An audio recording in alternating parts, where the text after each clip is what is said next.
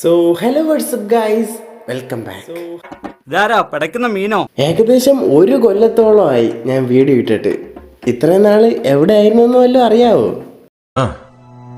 നീ ഇങ്ങനെ കിടന്ന ഒന്നും നടക്കില്ല. കൊത്ത നമ്മുടെ കയ്യിൽ നിന്ന് പോവും.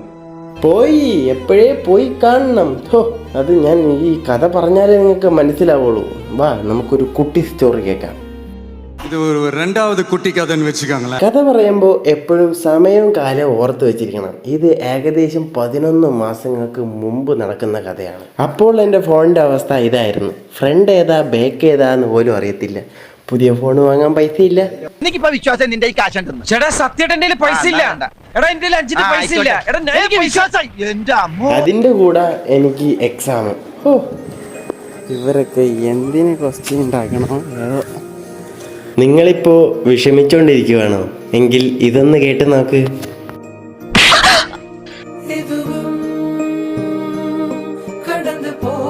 അപ്പൊ താനിനി എങ്ങോട്ടാ പോവാ? ഒന്നും തീരുമാനിച്ചിട്ടില്ല.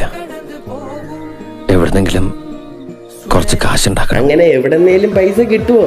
എൻ്റെ മുമ്പിൽ 2 വഴിയുണ്ടായിരുന്നു. ഒന്ന് ആരുടെത്തേലും ചോദിച്ചു വാങ്ങുക, 2 പണിയെടുക്കുക. ഞാൻ രണ്ടും ചെയ്ത്.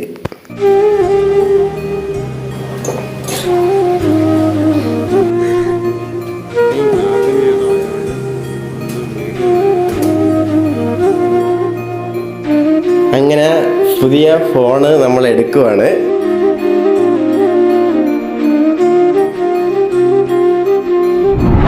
പിന്നെ നമുക്ക് പുതിയ വണ്ടി കിട്ടി.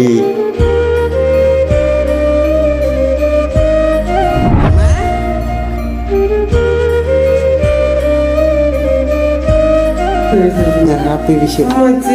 എന്തൊരു പറ്റിക്കാന്ന ഭഗവാനെ, എന്റെ മക്കൾക്ക് നല്ലത് തരണേ.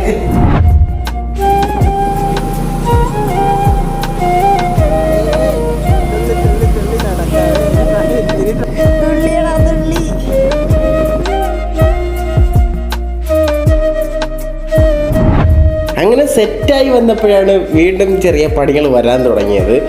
എന്താ പറയാനാ, വണ്ടിക്ക് പണിയായി, അതോടൊപ്പം തന്നെ ഹോസ്പിറ്റലൈസ്ഡ് ആയി. ഷെഡേ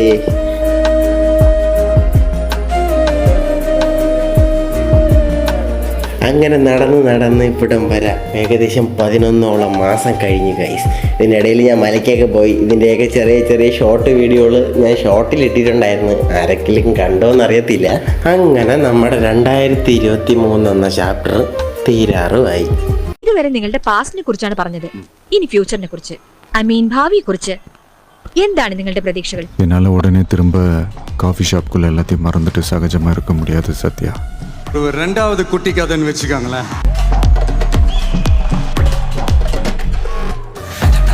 ഭാവിയെ കുറിച്ച് വളരെ നല്ല പ്രതീക്ഷയാണ് ഞങ്ങൾക്കുള്ളത്.